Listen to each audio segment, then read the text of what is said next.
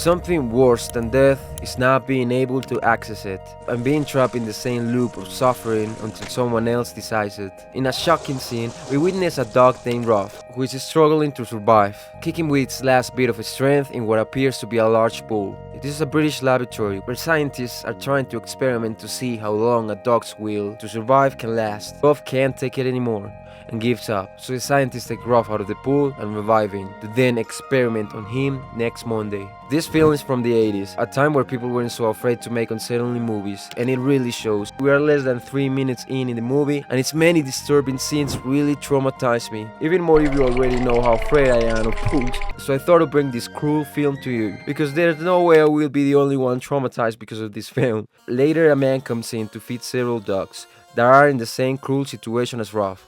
However, some of them simply cannot withstand it and are discarded as garbage. When the man places some food for Rowf, he leaves his cell a little open. Rowf breathes with some difficulty. At midnight, he's awakened by Snitter, a younger dog who has bandages in his head. Yet still shows a glimmer of optimism while Rowf talks to the horrors of He is just waiting for the white coat, that is, the scientist, to end his life. Snitter accompanies his friend and they realize the cell is open. It's their chance to escape. But Rowf is so psychologically chained that he doesn't want to step outside of the cell. This brings to mind the story and metaphor of the chained elephant. This is the story of an elephant who, from a very young age, is chained to the ground by one of his legs with a stake. Because he lacks the strength, and despite struggling day after day, the stake remains in place. This conditioning resigns the little elephant to his fate. Because even as an adult, though he possesses the strength to destroy the thing, destroy the owner, destroy the circus, and much more, he still believes he cannot, lacking the strength. He has learned to accept his limitations and does not question his situation, carrying a limiting belief throughout his life. This is what happens to Rowf.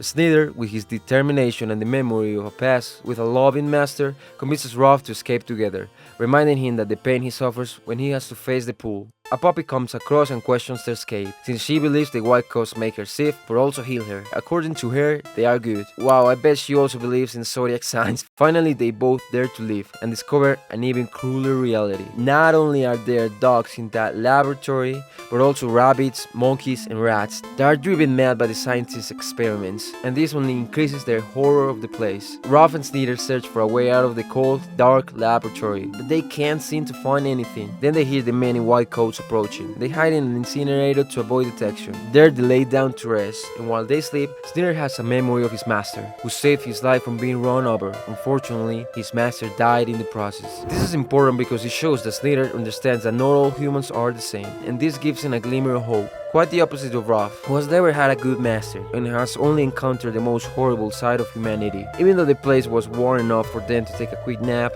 they need to leave. Their friend's body, who died that afternoon, falls into that spot, which is very inconsiderate since they were resting there. Either way, they realize it's not a good idea to stay there. They both manage to get out through the ventilation shaft, just in time before becoming McDonald's meat, and they escape the lab, and so they are now free. The two friends gaze at the star, but now they must find a home. Snitter tries to convince Rowf that they should go to the city where people will treat them well, but for now, he doesn't know where they are. In this place there are no houses, no cars, no streets, so Snitter thinks that the men in white coats have turned the pavement into grass and mountains. Wow, it's true. I wonder the same thing. Rowf mentions that humans are like that, but Snitter says that his master was very different because he treated him well, so now they must focus on finding masters who can adapt them both. Rowf doesn't trust humans, but decides to trust his friend's word, so they both wander alone through the mountains until they find a house. Snitter is excited, saying that from now on they will have a better life, but that innocence is extinguished when the owner of the place simply throws them out, and they have to escape. Similarly, they arrive in a town where Snitter tries to charm the owners of a shop into giving them food, but they are turned away. Little Snitter doesn't understand what happened to the people. He doesn't understand why they are so cruel. But it's not that those people are cruel. They are just British. Here the movie with the true protagonist represents distinct psychological responses to trauma. Rowf is deeply pessimistic and suspicious of humanity, having known nothing but the cruel confines of the lab. Snitter, who retains flashes of memory from a happy life as a beloved pet before he sailed to the facility, holds onto a desperate, sometimes hallucinatory hope that he and his friend can find kind humans. Then Snitter hallucinates, telling Rowf that his eyesight is falling and that he can no longer see. His own sense of despair triggered by sights that remind him of that road where his master was killed by oncoming traffic. Suddenly a car pulls up beside them. A man gets out, Upon seeing Snitter, he recognizes the color and knows he's a lab dog, so he's going to take him. Rowf intervenes immediately and rescues his friend, and they escape together. And he and his friend walk through the mountains in search of food. Meanwhile, back at the lab, they realize that 2 experiments are missing and are obviously going to let them be free to live a happily ever after, where absolutely nothing bad will happen again. Right? Up in the mountains, the 2 friends watch a flock of sheep being herded by other sheepdogs and their owner. Now their task is to get them both adopted. So the 2 dogs try to improve themselves by herding the sheep just like the other dogs. However, they're too rough and end up freeing the sheep that were already penned up. The sheepdogs discover them and get annoyed because now they'll have double the work. Or something like that. I barely can understand that accent. And you know bloody does. Hey, Whack, it says we don't own fella here. Bloody cheek! Snitter apologizes and tells them they just want a place to go because they don't have a master or a home. But the sheepdogs mention that their master isn't going to take them in, so they end up kicking them out of their territory too. Finding no place to stay and stranded in the middle of nowhere, Rowf knows they will soon starve to death. And even Snitter is losing hope. So Rowf decides to show his will and tells him that they must return to their nature and become hunters. 4 days have passed since they escaped. Therefore, they kill one of the sheep and then find an abandoned and secret mine where they can stay safely. Although secret is a little bit of a big word, since well, it has a driveway, but the poor creatures agree it's safe. However, this peace won't last long because the lab has already learned that 2 dogs are missing. It won't be long before the sheep owners go out to hunt them down. The next day, after hunting another sheep, they both return to the mine, but this time they are not alone. A pair of malevolent eyes shines in the darkness. Here we meet Todd, a fox who has been watching them for the past few days. Rowf is completely suspicious of him and tells him to leave if he doesn't want to end up like the sheep, but Todd calmly tells them to work together, otherwise they won't survive in that place for long. Todd's deal is simple. He will teach them how to survive in that place in exchange for then hunting the sheep together and sharing the food. Both dogs consider it and eventually agree. But Rowf knows he can't let his guard down with someone like him. Todd explains that they are very dumb, which duh, my boy has literally a crack in his head. Brain damage can make you lose 1 neuron or 2. The fox thinks they are dumb for causing a disturbance among the sheep, when there are better ways to hunt them down without so much effort. So the next morning, Rowf chases the sheep to the top of a cliff, where Snitter pushes it down the ravine, getting their food without much effort. We then see that Snitter has removed the patch he is wearing on his head, revealing a scar from what was possibly an operation. And soon we will see what this operation was about. Days pass and our protagonists, along with Todd, continue to survive by eating the animals the sheep herd keeps on his farm. The villagers assume dogs are killing their livestock.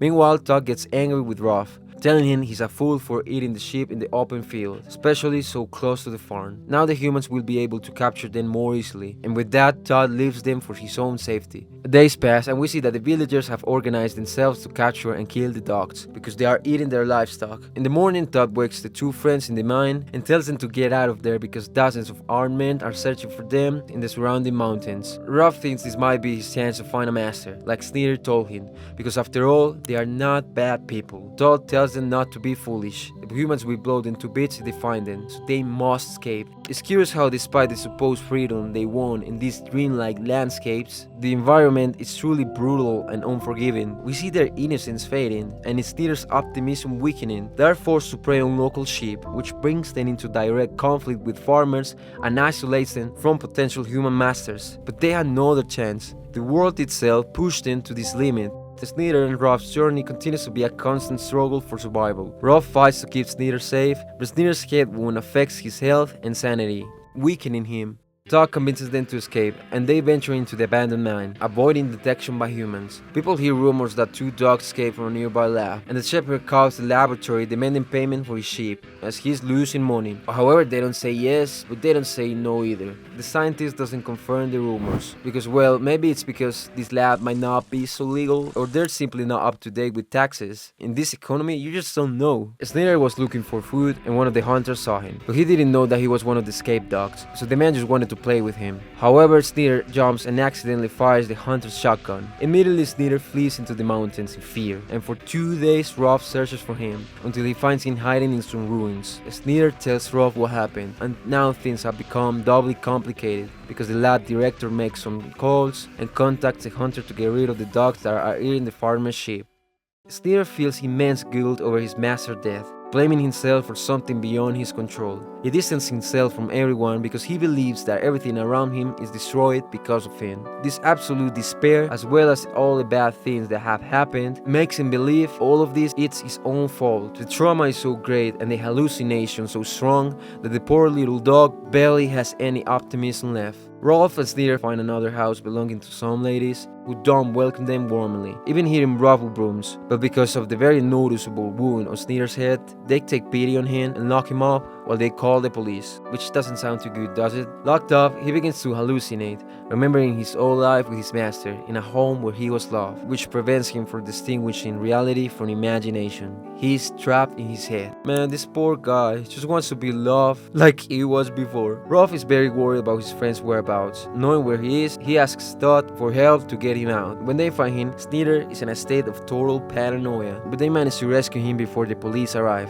However, Rowf bites one of the officers to make him release his friend. This act gives the authorities even more reason to arrest him. On the other hand, news spread that a wealthy man has been found dead from a gunshot wound, and dog tracks were found at the crime scene. Therefore, authorities and media are going to that town to investigate what happened. Both the scientists and journalists are searching for the dogs, and one of the scientists travels with a girl. Unaware she's a journalist, he tells her all about the secret and illegal experiments they were doing on the dogs, probably to try to impress her or something, because we all know that talking about bad things gets off bad boys vibes better than looking at the weather app and acting nonchalant. Turns out that Rowf was being used, as I mentioned at the beginning, to see how long a dog can fight for its life, while Snitter underwent brain surgery to test objective and subjective reasoning. Basically, they wanted the dog to have access to metacognition, which is based on analyzing one's own thoughts, something that, for the moment, only humans can do. Which is basically what we're starting to see in Snitter. So caught up on his head, thinking about the trauma, his past, how he feels guilt on his master's head. He's so conscious about his own thoughts, and each time it's affecting him more. Speaking of Snitter, his condition worsens after his surgery, and he's losing his sense of direction, while the hunter chasing them is on the verge of catching them. The news spreads across the country with the information the scientists gave the journalist, and now everyone knows these dogs are experimental, and everyone just assumes they likely had the bubonic plague, so the citizens call them the plague dogs. Oh my gosh, it's like the title of this movie! The days go by and the poor dogs are skin and bones. Snitter can't move forward. Todd says something to him that is very interesting. He tells him that the mind is evil. Ever since he had brain surgery to allow him to think like humans, Snitter killed someone, even though it wasn't on purpose. Adding to what happened with his loving master, Snitter feels a lot of guilt, something he cannot stop overthinking, a curious thing that none of the other dogs seem to feel. Dostoevsky says, "I swear, gentlemen, that to be too conscious is an illness, a real thoroughgoing illness," which basically means, in Minecraft terms, that being hyper-aware of your own thoughts, flaws, and the absurdity of life makes it nearly impossible to act, trapping you in an endless loop of analysis and misery. And if we add to that the amount of trauma this poor creature had to endure in his life, that conscience is basically destroying him, making him feel guilty about something he had never control over. Snitter talks about the fear of death, as he is aware of the fading of his own existence, and that's when we realize that the little dog's mental process has changed. At first he was an optimistic dog who lived in the present and only thought about eating and finding a master, but now the harsh reality of understanding the world and being aware of his own existence has brought him to the brink of depression, and he no longer wants to think, but he can't stop. They keep trying to hunt, but this time the deers know to defend themselves, and the poor dogs lose all their aura. The fox mocks them, and Rowf doesn't let that slide, which causes an argument, and Todd leaves them on their own. Desperate, they sneak into the hen house, but are so unlucky that they are caught red-handed facing a gun. He's stopped by his wife. If these two are the animals that escaped from the lab, it's best to let them go before they contaminate the rest of the livestock. They rest in a ruin. In the dogs' minds, they believe this is a test by the white coats to test their endurance. We see that Snitter is more deteriorated. Rowf endures it as best as he can. We reach day 40. The dog's endurance is admirable, but with each passing day, resources and places to take refuge run out. They see a car with its doors open because the driver was taking a quick leak. Without hesitation, the dogs jump in and grab whatever food they can. The driver, scared by the news reports, runs away, and I understand why. When I was younger, dogs used to chase me, and I've been afraid of them ever since. But conveniently, he had a camera, which he uses to take pictures of the animals and send them to the local news station. Rowf and Snitter run into one of the sheepdogs, who is surprised that his owner is running away in fear. He tells him that the last time he ran like that, it was because one of the dogs had rabies. Snitter asks him what that is, and the sheepdog says it's a disease. His answer isn't clear, because I still can't understand his accent. But he says he doesn't smell any disease on them. So who do we believe? The media that spreads the news about the dogs with a deadly virus, making dogs even more feared and isolated, or the nose of a dog that rarely fails? The snow calmed down, but this made the dog's tracks visible to the hunter, who had been following them for some time. As they crossed a valley, the hunter spotted them. Rowf stopped because he was tired and didn't want to go any further, but Snitter wasn't about to leave his friend behind. They were both in the hunter's side, and just as he was about to shoot, Todd attacked him from behind, which caused him to miss the shot and fall off the cliff. All this serves to satisfy the hunger that the three have been carrying for several days. And although this is mere survival, it is something that will not be well received by the people of the town. Although the hunter should say that it was his own fault for falling, but I don't know, it seems he's socially inept. Ted rejoins the group,